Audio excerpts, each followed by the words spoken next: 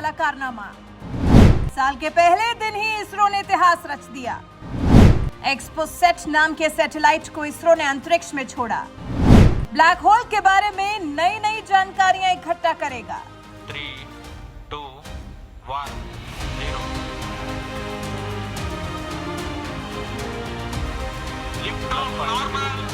Bright morning of the New Year's Day made brighter by a majestic liftoff. PSLV C-58 carrying India's X-ray polarimetric satellite towards its destination. साल का पहला दिन, जैसे पूरी दुनिया इस खास दिन के जश्न में डूबी हुई हो, और इस खास दिन पर इसरो ने दुनिया को हैरान कर देने वाला कारनामा कर दिखाया है। नए साल पर लोगों को इसरो ने बहुत बड़ा सरप्राइज दे दिया है। देशवासियों के लिए इस नए साल को 2024 के पहले दिन को इसरो ने बहुत खास बना दिया है।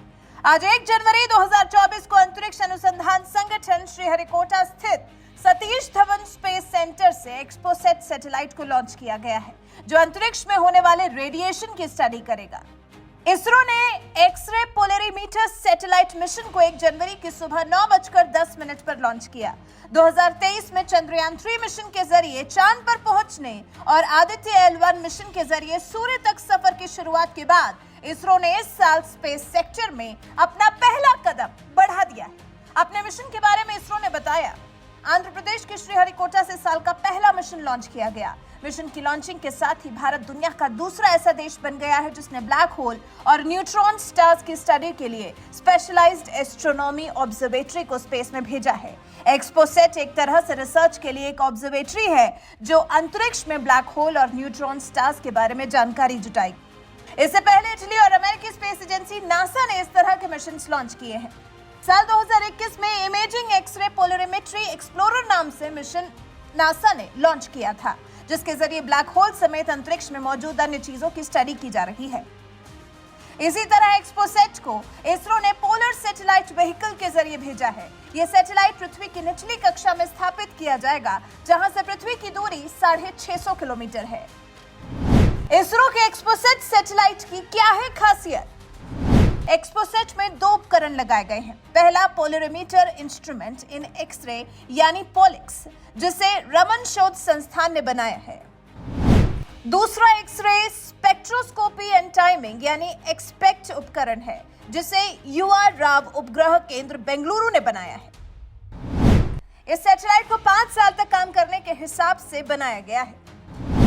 ये एक्सरे के अहम डेटा जुटाएगा और इससे हमें ब्रह्मांड को बेहतर तरीके से समझने में मदद मिलेगी। एक सामान्य ऑप्टिकल टेलीस्कोप हमें ये तो बताता है कि कोई खगोलीय चीज कैसी दिखती है, लेकिन इससे ये पता नहीं चल पाता कि ये कैसे बनी है और इसका व्यवहार कैसा है। इसलिए वैज्ञानिक इन वस्तुओं से आने वाली तरंगों के अन्य रूप जैसे एक्सरे, गामा रे, ब्रह्मांड या रेडियो तरंगों से डेटा इकट्ठा करते हैं। एक्सरे उन जगहों से आते हैं जहां पदार्थ चरम स्थिति में होते हैं। ये जबरदस्त टकराव, बड़े विस्फोट, तेज घूर्णन और मजबूत चुंबकीय क्षेत्र वाली जगह होते हैं।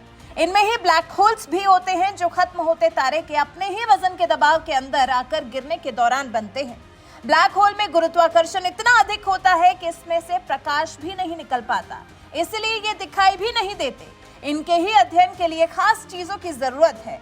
ब्रह्मांड और इसके कामकाज के रहस्यों को जानने और समझने के लिए अध्ययन जरूरी होते हैं, इसलिए एक्सपोसैट जैसे सैटेलाइट्स लॉन्च किए जाते हैं। इसरो के अनुसार इस उपग्रह का लक्ष्य सुदूर अंतरिक्ष से आने वाली गहन एक्सरे का पोलराइजेशन यानी ध्रुवीकरण पता लगाना है। ये किस आकाशीय पिंड से आ रही हैं, ये रहस्य इन किरणों के बारे में काफी जानकारी देते हैं।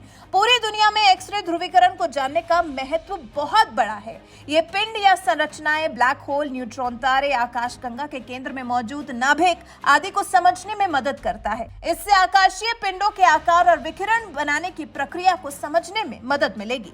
इसरो चीफ एस सोमनाथ खुद इस मिशन पर नजर बनाए हुए हैं। अब इसरो के इस खास मिशन के बारे में आप क्या कुछ कहना चाहते हैं, कमेंट कर हमें जरूर बताएं। साथ ही हमारे चैनल को सब्सक्राइब कर बेल आइकन दबाना बिल्कुल न भूलें। Lift off normal. So happy new year to all of you. So on 1st January 2024,